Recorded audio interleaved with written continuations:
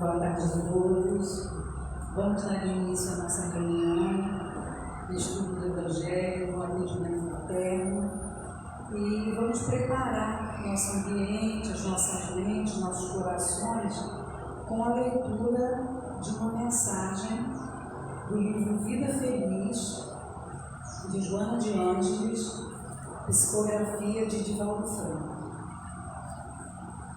Necessitas de serenidade a cada passo, serenidade para discernir, atuar e viver.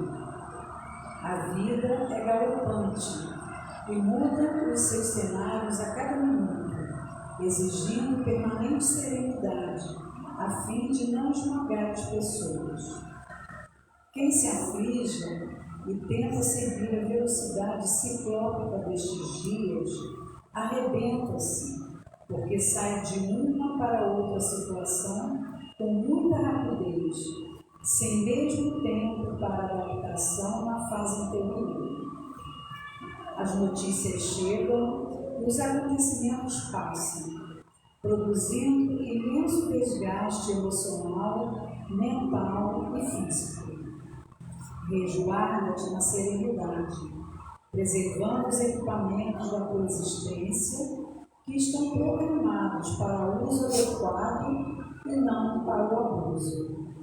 Então, aqui Joana de Ângeles vem nos alertar, para a serenidade, poupando o nosso corpo físico, nosso campo mental e emocional. Que a gente não abuse, que a gente busque a serenidade para estarmos em constante equilíbrio, equilibrando assim corpo, mente e espírito. Então nós vamos já em harmonia interiormente. Vamos nos conectar ao Pai nesse momento. Deus de amor e bondade, aqui nos encontramos, Senhor, para mais uma tarde de aprendizado, no estudo do Evangelho. Que a lição dessa tarde possa trazer para nós conhecimentos novos, abrindo a nossa mente, sempre dentro da razão, como propõe a doutrina espírita. Te pedimos, Senhor, os amigos espirituais que aqui se encontram possam cuidar de todos nós, encarnados e desencarnados. Possamos, nessa sintonia maior, receber aquilo que seja necessário e que sejamos merecedores.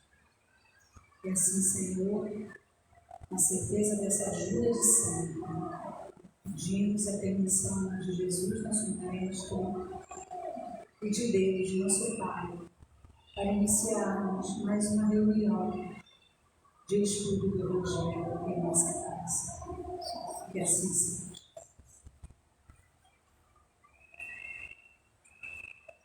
Bem, nós vamos dar continuidade ao estudo do Evangelho, como sempre, todas as terças-feiras a gente faz um estudo do Evangelho na sequência.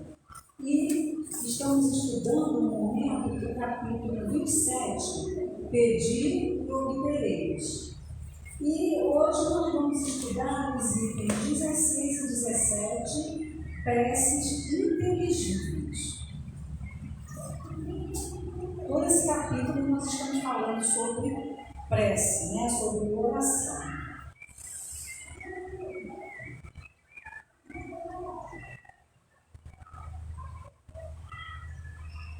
Então nós vamos falar de preces inteligíveis. E o que seria inteligível? Vamos lá, buscando o dicionário, nós vamos ver o que é uma prece inteligível. É uma prece, uma prece ou qualquer outra coisa que seja inteligível, que se compreende bem, que é fácil de entender, claro, compreensível. Então, algo inteligível inteligível, no caso aqui a prece que nós estamos falando, é uma prece que se compreende bem, que é de fácil entendimento. E é sobre isso que a gente vai falar mais um pouco. Tem um casal no fundo.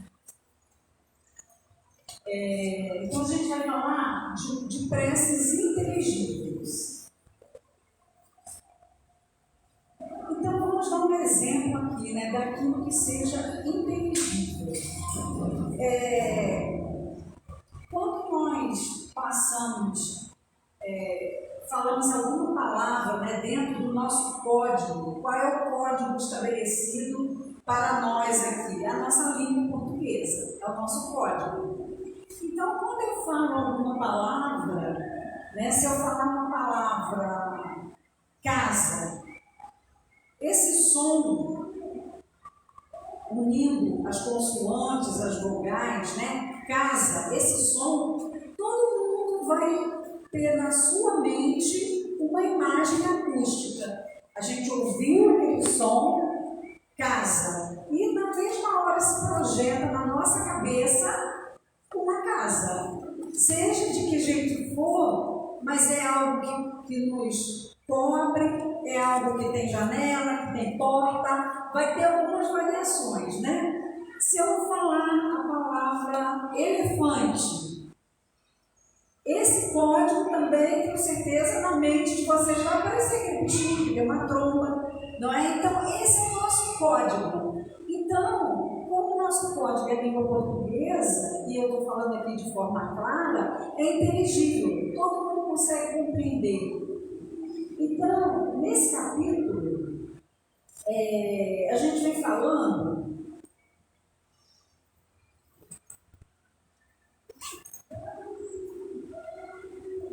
uma carta de Paulo aos Coríntios. É a primeira carta, né? A primeira epístola, é a primeira carta, né? Paulo, naquela época, não existia como hoje nós temos a facilidade da internet, a gente manda mensagem para cá, para lá. Naquela época, Paulo levou muito conhecimento através do quê? Das cartas, né? As cartas paulinas. E a maneira naquela época não existe, há pouco tempo durante muito tempo, mas a gente está falando aqui naquela época de Paulo, né? Então, ele não deixou de evangelizar porque não tinha internet. Ele tinha, né, ele fez o que ele pôde, os meios que ele possuía. Então, ele instruía, né, as igrejas, os povos, através da carta. E nessa primeira carta ao povo de Corinto, né, que são os coríntios, ele disse o seguinte, ele mandou essa mensagem. Então, eu vou ler aqui para a gente se situar, para mostrar que tem a ver com o tema das preces inteligíveis. Se eu não entender o que significam as palavras, serei um bárbaro para aquele a quem falo. E aquele que me fala será para mim um bárbaro. Se oro numa língua que não entendo, meu coração ora, mas minha inteligência não colhe fruto. Se vocês louvam a Deus apenas de coração, como um homem daqueles que só entendem sua própria língua, responderá amém no fim de sua ação de graças, visto que ele não entende o que dizem. Não é que sua ação não seja boa, mas os outros não se identificam com ela. Aí, gente, eu lembrei, né, quando eu estava fazendo esse estudo, há 50 e poucos anos atrás, fiz uma pesquisa, né, se faziam ainda no meio católico, as pessoas faziam, né, o sacerdote fazia a prece em latim. Então, não era uma prece, uma oração inteligível, porque as pessoas que estavam lá não compreendiam. E se eles não compreendiam aquela língua, aquela fala, né, eles não conseguiam visualizar ou internalizar aquilo que estava sendo falado. Assim como eu dei um exemplo, o nosso código aqui é a língua portuguesa. Quando eu falei casa, elefante, todo mundo se situou. Se eu falasse numa outra língua que não fosse o nosso código, eu não ia estabelecer essa comunicação.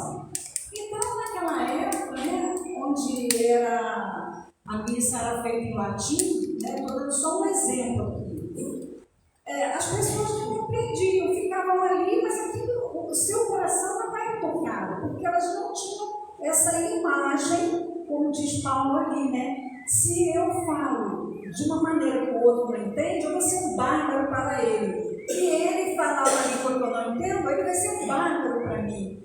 Eu não entendo o que ele fala. Então, nesse capítulo que nós estudamos muito, falamos muito de prece, de oração, a gente lembra que a prece, às vezes eu posso até fazer aqui no mesmo código, o código da língua portuguesa. Mas se eu for usar esse código numa linguagem erudita, numa linguagem muito culta, para pessoas muito simples, eu também não vou ser compreendida. Eu vou estar falando num padrão e elas vão estar em outro, elas não vão compreender. Então aquilo não vai tocar no coração dela porque ela não compreende. Então assim acontecia, né? Quando as missas eram em latim, as pessoas foram dispersas. Elas simplesmente falavam o amém, que o amém é a palavra latina, né? Mas que todo mundo já sabe que é assim seja, já ficou convencionado. Não sei, acho que tem pessoas que nem sabem ainda, né? Não sei. Aí quando se voltou, eu falei, pastor, a menina daquela língua, o pessoal amém. Tudo bem, mas o que foi falado? Aquilo tocou no coração, ele conseguiu captar aquilo e se elevar ao ponto de sair a sua prece daqui, desse ambiente, de se elevar aos céus, de chegar até Deus? Não. Ele falou simplesmente coisas que ele não entendia. Então, quando a gente também faz uma prece, né, por isso que no nosso evangelho fala que a prece ela deve ser simples, né, objetiva, com palavras simples. A gente não precisa, às vezes a gente fala num grupo de estudo, fulano, você quer fazer a prece? Não, ninguém vai fazer a prece. Porque todo mundo fica com medo, né, de fazer a prece. Eu não sei falar, gente. Né? Por isso o doutrina espírita não tem algo assim decorado. Cada um fala de acordo com o seu coração, com a sua simplicidade. Né? Somente uma gratidão, um agradecimento já é uma prece, né? Então muitas pessoas ficam achando que a prece ela tem que ser com palavras muito rebuscadas, muito difíceis, um português muito correto, né? E eu gosto sempre de dar esse exemplo, sabe, uma experiência que eu tenho.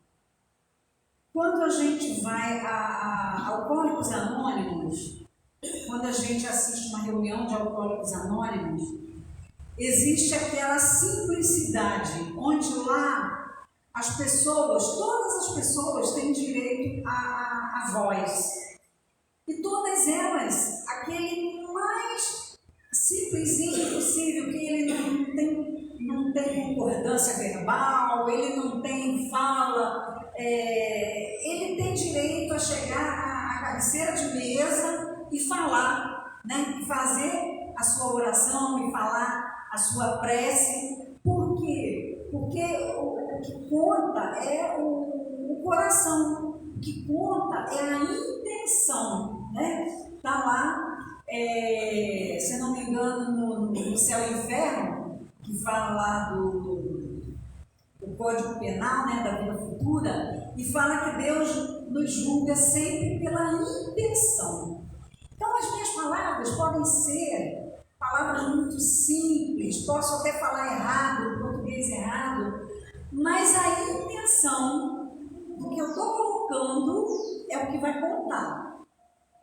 Então, Paulo vem falando ali, né, que eu tenho que ser o mais simples possível, para que o outro me entenda e ele entre em comunhão comigo. Se eu estou aqui e vou fazer uma prece, para que todos estejam aqui e me acompanhem, eu tenho que falar um código que as pessoas compreendam, né? Eu não vou rebuscar. E não é necessário, né? Isso é que eu quero deixar bem claro. Não é necessário que a gente fique procurando coisas muito difíceis, né? Então, as palavras, elas têm que ser simples, sinceras, né? E objetivas. A oração só tem valor pelo pensamento que a ela está unido. Então, eu estou falando mas o meu pensamento, né, está acompanhando o meu sentimento também. Ora, é impossível unir o pensamento ao que não se compreende, porque aquilo que não se compreende não pode tocar o coração. É aquilo que é o exemplo que eu dei da missa, né, que é feita em latim. Se eu não compreendo, eu não entro naquela sintonia. Eu estou ali pensando em outras coisas, porque eu não estou entendendo nada. Então, eu tenho que ter uma linguagem que me toque o coração, né?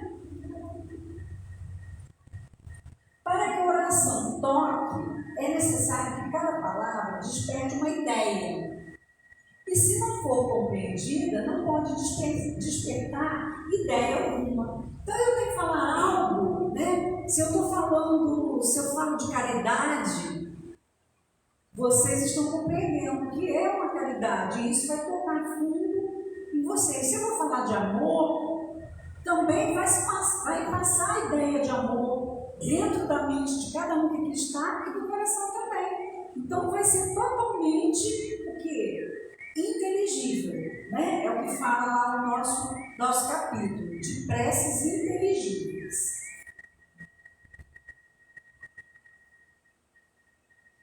Aí ali está o Pai Nosso.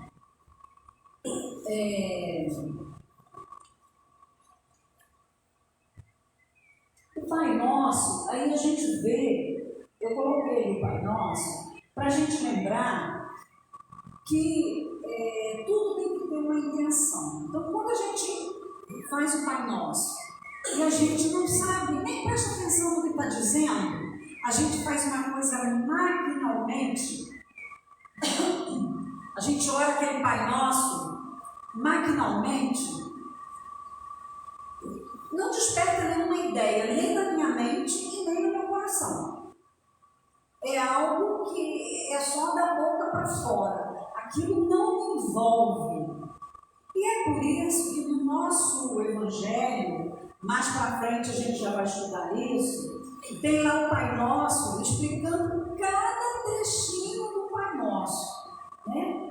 Cada trechinho. Porque quando eu for orar o Pai Nosso, depois que eu estudo ali, já vai ter um outro significado para mim. Eu vou orar, mas a intenção, o entendimento sobre aquilo que eu estou dizendo não é da boca para fora. Está despertando em mim uma ideia e um sentimento. E isso vai me envolver e vai elevar essa prece, esse Pai Nosso, aonde eu estou buscando morada, a Deus, a Jesus, né? A quem eu estiver conclamando. É por isso que é recitada geralmente, né, o Pai Nosso, sem dirigir o pensamento, as aplicações de cada uma de suas partes. Então as pessoas não param para refletir sobre o significado de cada parte. O nosso Evangelho é o único que tem essa explicação, né, trechinho por trechinho. É recitada como fórmula, cuja eficácia é proporcional ao número de vezes que é repetida. Ora, é quase sempre um dos números cabalísticos, 3, 7 ou 9, extraídos da antiga crença supersticiosa na virtude dos números e de uso nas operações da magia. Isso também está no nosso Evangelho, no capítulo 28. Então, como que as pessoas geralmente fazem essa oração do Pai Nosso? Olha, você vai rezar 3 Pai Nossos, 7 Pai Nossos. Aí a pessoa pega, reza, repete aquilo. Mas não tem sentimento, gente, é da boca para fora, é uma coisa maquinal, né? É uma coisa tipo, como ele está falando ali, uma fórmula. Isso aqui é uma fórmula mágica, você vai repetir 3 vezes, 7 vezes, 9 vezes, não sei quantas vezes, e você vai alcançar o que você está pedindo. Mas não é assim, tem que haver sentimento. Então, para haver sentimento, eu vou lá, Pai Nosso que estás no céu, santificado seja o vosso nome. Então, qual o significado disso? Que sentimento que eu estou passando quando eu estou pronunciando essas palavras? Ou é só mesmo da boca para fora, né? A gente vê, às vezes, a pessoa está orando. Na casa espírita nem tanto, porque a gente não tem esse hábito, né? Geralmente as preces tem quem faça o Pai Nosso, sim, mas a gente faz com outro significado, com outro sentimento.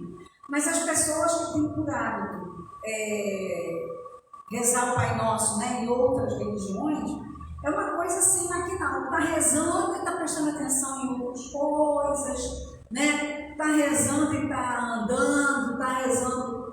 Quando a gente aqui, no Espiritismo, a gente busca muito recolhimento, né? A gente está muito acostumado com o silêncio, com a coisa quieta, né? Ali no cantinho, me recolhendo no interior de mim mesma. Então a gente tem a gente faz essa escolha de orar sim, fazer o Pai Nosso, que foi a oração, né, que Jesus nos ensinou, e que é linda e maravilhosa, mas com sentimento, não da boca para fora, repetindo, sem ter nenhum significado para nós, né? Então a gente não vai recitar como uma fórmula.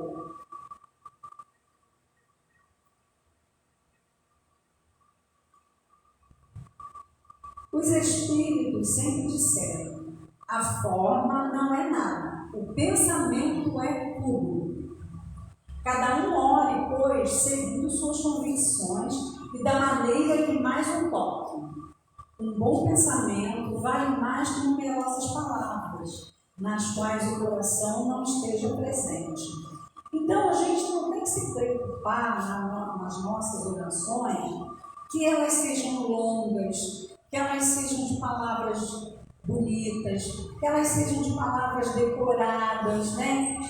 Tudo bem, não que a oração que seja decorada não tem esse valor, né? Tem a prece de Cáritas linda que a gente gosta de fazer, mas tudo isso a gente tem que, né? A oração de São Francisco, ali está lembrando ali. Então, são muitas orações que a gente pode fazer decoradas, mas que a gente, estou lembrando aqui da nossa mensagem inicial ali, de Joana de Ângeles, que essa oração seja feita, se for decorada, com serenidade, né? Não é aquela coisa, blá, blá, blá, blá, acabou. Não, com serenidade, com reflexão, palavra por palavra, ligando a ideia ao sentimento. Então, seja feita assim, devagar, né? Não precisa fazer nada correndo.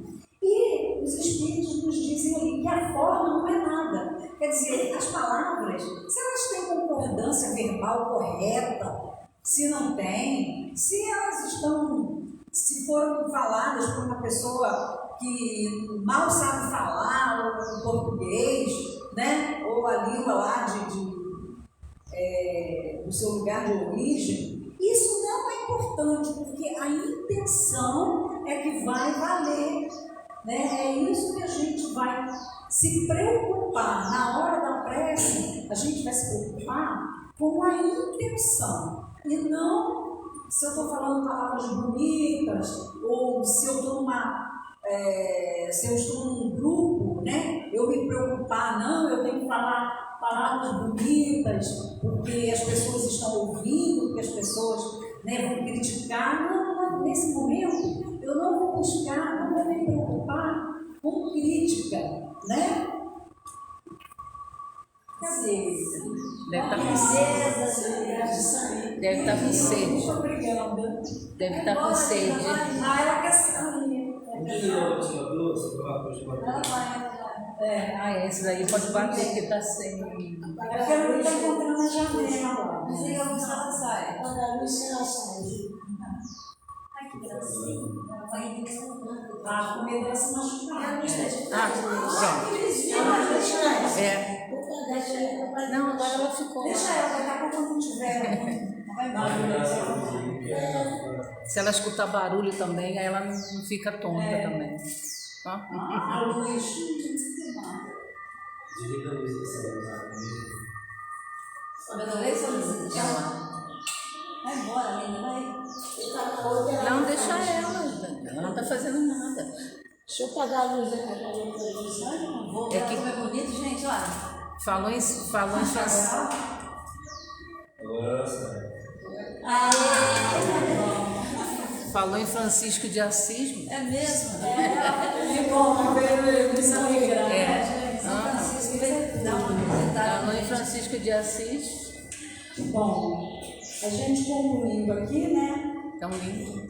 Então, que o nosso Pai Nosso, ou qualquer outra oração que a gente fizer, se for uma oração que eu goste muito, né? Uma oração assim decorada, que eu faça, mas que eu faça prestando atenção naquilo que eu estou falando e colocando sentimento naquilo, né? Então, gente, esse é o nosso estudo de hoje, né? Que as nossas preces sejam inteligíveis quando a gente for fazer a prece em algum grupo de estudo ou numa casa, quando a gente for fazer o evangelho no lar, que a gente busque colocar nosso coração, nosso sentimento, né? Isso é o que vale.